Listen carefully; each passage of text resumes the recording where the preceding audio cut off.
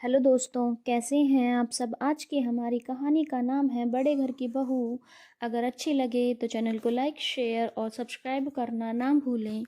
दीदी, कल आपके भतीजे का जन्मदिन है। आप लोग बच्चों के साथ आ सको तो बहुत अच्छा लगेगा। अर्पिता ने मनुहार करते हुए अपनी ननद शालू को फ़ोन किया। देखती हूँ भाभी, वैसे मुश्किल ही है क्योंकि आपके जीजा जी को कल ज़रूरी काम है। सालू ने ठंडी सी प्रतिक्रिया देकर फ़ोन रख दिया। ननद का जवाब सुनकर अर्पिता का उत्साह ठंडा पड़ गया और वो वापस अपने काम में लग गई। उधर थोड़ी देर बाद ही ननद शालू ने तसल्ली करने के लिए अपनी माँ को फ़ोन किया। माँ, ये बड़ी भाभी का फ़ोन क्यों आया था? मुझे चीकू के जन्मदिन पर बुलाने के लिए। क्या कोई बड़ी पार्टी रखी है इस बार? अरे नहीं बेटा, ये कहाँ बड़ी पार्टी रखेंगे, यूं ही घर पर केक काटेंगे। तू रहने दे, बेकार में आने जाने का खर्चा लगेगा। भारती जी फुसफुसाते हुए अपनी बेटी सालू से बोली। हाँ माँ, इसीलिए मैंने भी बहाना बनाकर मना कर दिया है। कुछ लेती देती तो है नहीं, बस एक शगुन का लिफाफा पकड़ा देंगी और खाना खिला देंगी। पिछली बार जो साड़ी दी थी वो भी बिल्कुल आउट फैशन की थी। सालू शिकायत करते हुए बोली। दोनों माँ बेटी अर्पिता की बुराई करने में मगन थी। अर्पिता बहुत ही सरल स्वभाव की थी, मायके से भी ज्यादा कुछ नहीं लाती थी और पति की कमाई भी सीमित ही थी, लेकिन अर्पिता को फिर भी किसी से कोई शिकायत नहीं थी। वो तो जितना मिलता उसी में संतुष्ट रहती। अर्पिता एक गरीब घर की बेटी थी, इसीलिए ससुराल में सास ननद ने कभी उसे ऊंचा ओहदा नहीं दिया। और ये मानसिकता तब और ज्यादा नीचे गिर गई जब कमला जी के छोटे बेटे की शादी एक पैसे वाली घर की लड़की नीलम से हुई और वो छोटी बहू बनकर उस घर में आ गई। उसके लाए महंगे तोहफे और दहेज ने सबके सर माथे पर बिठा दिया था उसे।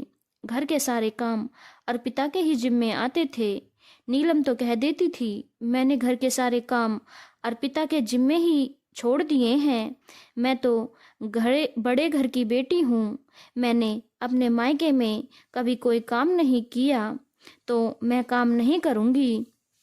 छोटे बेटे की नौकरी भी अच्छी लग गई थी तो उसने कह दिया, मेरी बीवी से काम नहीं होता तो ना सही एक काम वाली रख लो, लेकिन घर में कलेश नहीं होना चाहिए।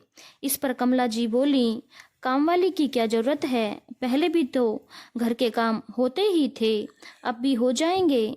सिर्फ एक छोटी बहू ही तो ज्यादा हुई है घर में, एक जन का काम ही कितना होता है जो अलग से काम वाली रखेंगे। सास और पति की सह पाकर नीलम अब और भी बेफिक्र हो गई थी। वो तो बस सजने संवरने और घूमने फिरने में ही लगी रहती।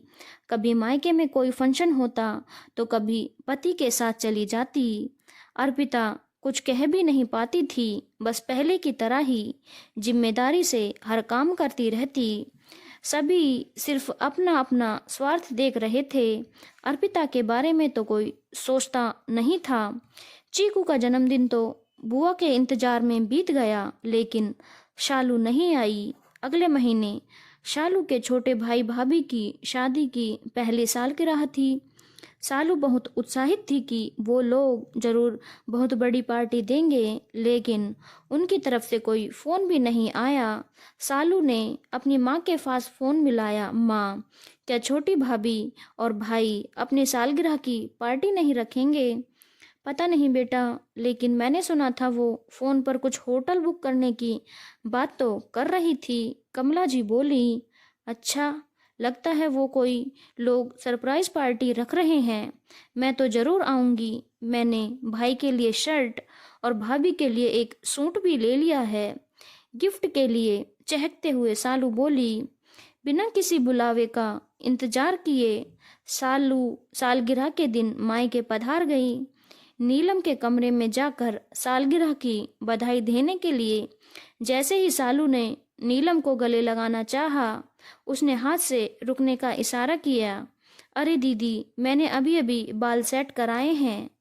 सालू के पैर ठिठक गए। झेपते हुए उसने कहा, सॉरी भाभी, आपको सालगिरह की ढेर सारी शुभकामनाएं।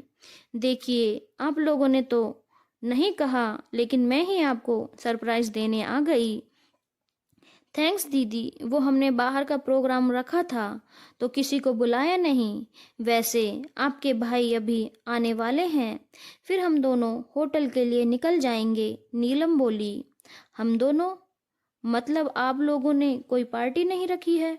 सालू हैरानी से पूछ बैठी। दीदी, पार्टी तो है, लेकिन हमने सिर्फ अपने फ्रेंड्स को ही इनवाइट किया है। वो क्या है ना, वहाँ ड्रिंक वगैरह होगा तो फैमिली के बीच कंफर्टेबल फील नहीं होता। हाँ, हम आप सब के लिए खाना ऑर्डर कर देंगे, आप सब खा लेना, हमें तो आने में देर हो जाएगी। नीलम बेरुखी से बोली। शालू नीलम की बात सुनकर स्तब्ध रह गई।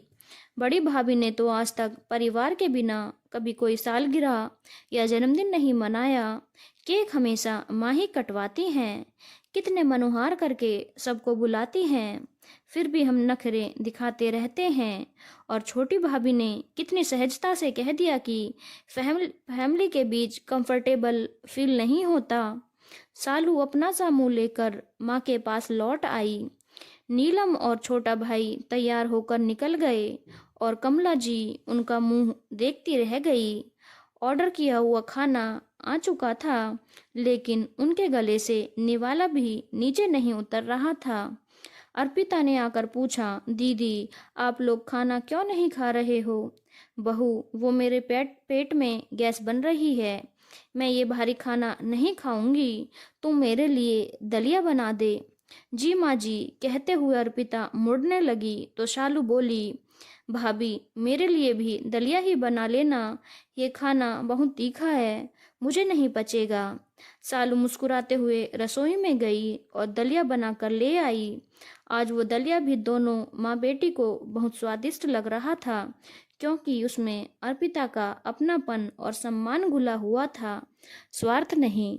धन्यवाद दोस्तों। अगर आपको कहानी अच्छी लगी हो तो चैनल को लाइक, शेयर और सब्सक्राइब करना ना भूलें।